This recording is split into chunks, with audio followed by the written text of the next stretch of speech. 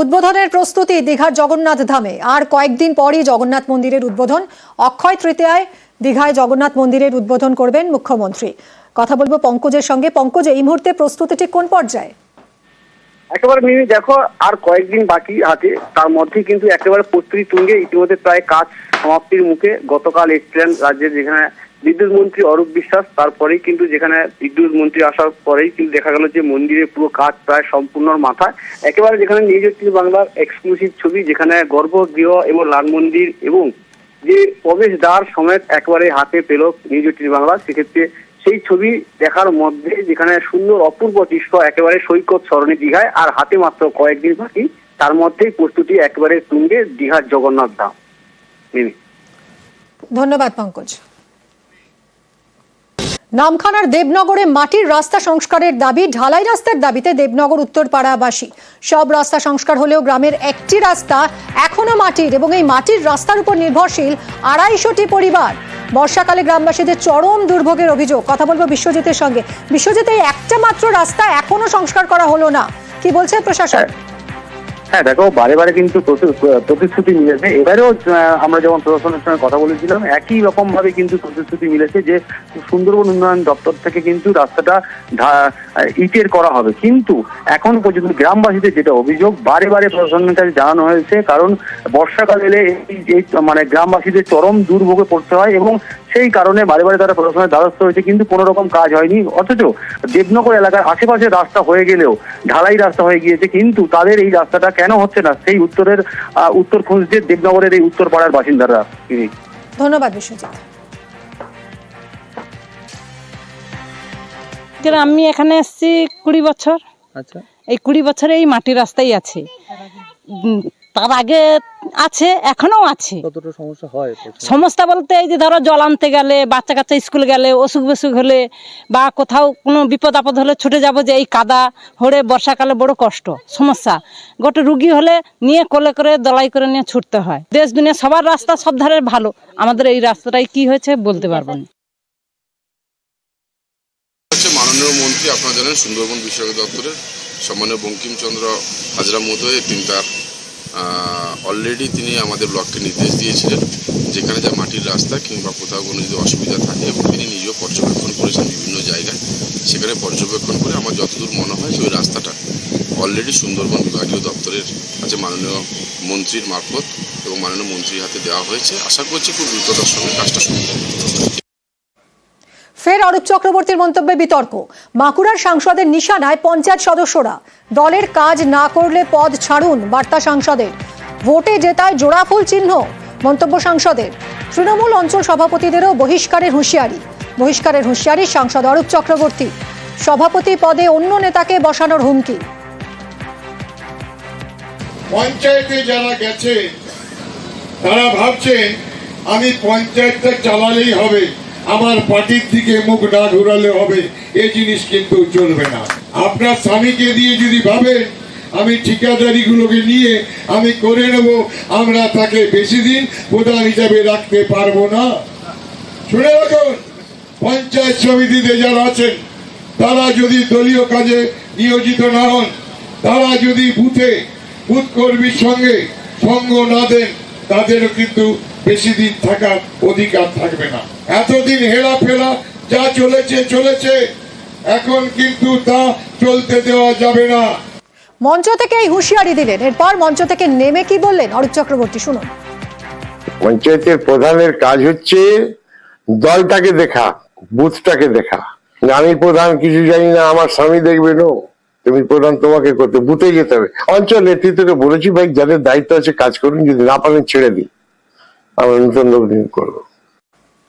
পঞ্চায়েত সদস্যরা কি বলছেন শুনবো। দলের কাজ যারা করতে এসেছি, তারা যদি দলের কাজ না করি, তাহলে শুধুমাত্র ওই পদটা রেখে লাভটা কি?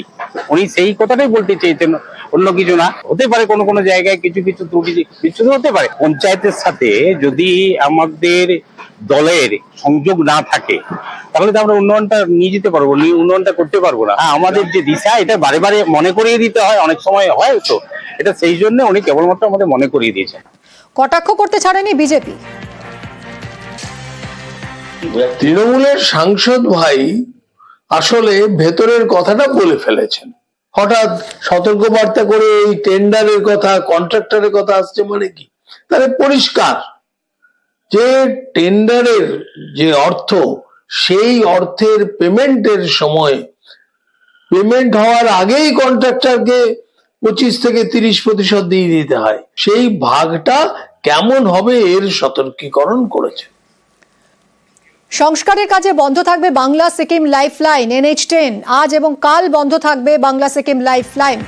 দিনভর বন্ধ থাকবে না যদিও 10 নম্বর জাতীয় সড়ক। 1 ঘন্টা পর পর ছোট গাড়ি, বাস চলাচলে ছাড় দেওয়া হবে। পার্থ থেকে আরো ডিটেলে জানবো। পার্থ, গত বছর আমরা বৃষ্টির জেরে 10 নম্বর জাতীয় সড়ক অর্থাৎ বাংলা সিকিম যে লাইফলাইন তার একাধিক জায়গা ধসে গিয়েছিল এবং ওটা রাস্তা বেশ কয়েকটি জায়গা কারণের পয়েন্ট হচ্ছে যেখানে কিন্তু ঝুঁকি নিয়ে কার্যত পারাপার হচ্ছিল। আর সেই লক্ষ্যেই কিন্তু এবার এই জাতীয় সড়ক সংস্কারের কাজ শুরু হয়েছে সকাল থেকে এবং ভারী যানবাহন এবং বড় গাড়ি চলাচলের উপরে সম্পূর্ণ বিধিনিষেধ আরোপ করা হয়েছে। শুধুমাত্র ছোট গাড়ি এবং ছোট মিনি বাস ছাড় দেওয়া হয়েছে, তবে 1 ঘন্টা পর পর অর্থাৎ পার্থ, বিকল্প কি রাস্তার ব্যবস্থা করা হচ্ছে? বিকল্প যে রাস্তাটি রয়েছে তা হলো শিলিগুড়ি থেকে সেবক থেকে গুরুবাথান লাভা হয়ে আলগাড়া থেকে 21 মাইল হয়ে কালিম্পং, আবার সেই 21 মাইল থেকে 17 মাইল হয়ে রংপুর হয়ে চলে যাবে সিকিম। এই ঘুরপথে একটু সময় অনেকটা লাগলো, কিন্তু যে জাতীয় সড়কে আজ এবং কাল সংস্কারের জন্য লম্বা লাইন পড়ে আছে। সকাল থেকে আমরা দেখছি রাস্তার দুধারে এবং তো প্রচুর যানজটের তৈরি হয়েছে। তাই ঝুঁকি এড়াতে আর সেজন্য কিন্তু পর্যটক গাড়ি বিকল্প হতে আপাতত চলাচল করছে বলে আমরা। ধন্যবাদ পার্থ। আজও দক্ষিণবঙ্গের 7 জেলায় কালবৈশাখী। হাওড়া, হুগলি সহ 7 জেলায় কালবৈশাখীর পূর্বাভাস। পূর্ব বর্ধমান, পশ্চিম মেদিনীপুর, হুগলিতে বৃষ্টির পূর্বাভাস। সোমবার পর্যন্ত বিক্ষিপ্তভাবে ঝড় বৃষ্টির সম্ভাবনা। কলকাতায় হালকা থেকে মাঝারি বৃষ্টির পূর্বাভাস। কলকাতায় বইতে পারে দমকা ঝোড়ো হাওয়া। কলকাতায় 30 থেকে 40 কিলোমিটার বেগে হাওয়া। ঝড় বৃষ্টিতে রাতের তাপমাত্রা নামলো বেশ অনেকটাই, 6 ডিগ্রি। উত্তরবঙ্গে ঝড় বৃষ্টির পরিমাণ কিছুটা কমবে সোমবার পর্যন্ত। উত্তরের উপরের জেলায় বৃষ্টির পূর্বাভাস।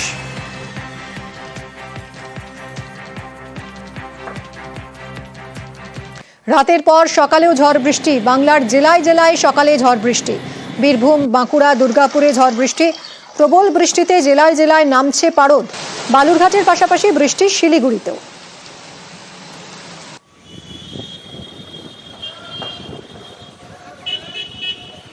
ঝড় বৃষ্টিতে ধানের ক্ষতি। গতকালের ঝড় বৃষ্টিতে ধানের ক্ষতি মিনাখায়। মাঠে পাকা ধান শুকাতে দিয়েছিলেন কৃষকরা। বৃষ্টির জল জমে মাঠেই নষ্ট হলো ধান। কথা বলবো অনুপমের সঙ্গে। অনুপম, কৃষকরা কি বলছেন? তারা তো ক্ষতির মুখে পড়লেন। দেখো, এই যে উত্তর চব্বিশ পরগনার যে মিনাখায়, এই মিনাখায় গতকালের যে বৃষ্টি এবং সঙ্গে ঝোড়ো হাওয়া, এতে কৃষক ধানের চাষ যারা করবে সেই ধানের প্রচুর ক্ষতি হয়েছে। তার কারণ ধান থেকে শুকাতে দিয়েছিল চাষের জমিতে, সেই সময় প্রবল বৃষ্টি আসে এবং তাতে কিন্তু মাঠেই জল জমে যায় এবং তাতে কিন্তু যে ধান, সেই ধানের থেকে কিন্তু কড়া বেরিয়ে যাওয়ার আশঙ্কা এবং সেই ধান নিতে পারবে না। ফলে কিন্তু কয়েক হাজার কৃষকের কিন্তু কয়েক লক্ষ লক্ষ টাকা ক্ষতি। এমনকি লোন করেও কিন্তু কৃষকরা কিন্তু এই চাষ করেছিল। ফলে সেই লোন কি করে দেবে বা সেই ঋণ শোধ করে কি করে, সেই নিয়ে কিন্তু রীতিমতো দুশ্চিন্তা করেছে কৃষকরা। কৃষকদের যেটা দাবি, তারা সরকারি কিছু সাহায্য পেলে তারা এই যে ক্ষতির মুখের থেকে তারা কিছুটা রেহাই পাবে। ধন্যবাদ। পানিটা হয়েছে তার জন্য আমাদের